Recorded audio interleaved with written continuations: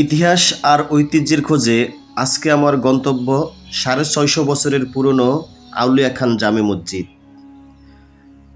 নান্দনিক এবং দুর্লভ কারুকার্যময় মসজিদটি পাত্রাইল দিঘির পাড় আউলিয়া মসজিদ নামেও পরিচিত। মসজিদটি ফরিদপুর বাঙ্গা উপজেলার আজিমনগর ইউনিয়নে অবস্থিত।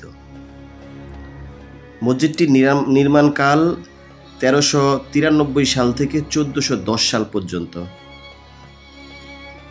মসজিদটিতে ১০টি গম্বুজ এবং ৪টি মিনার রয়েছে।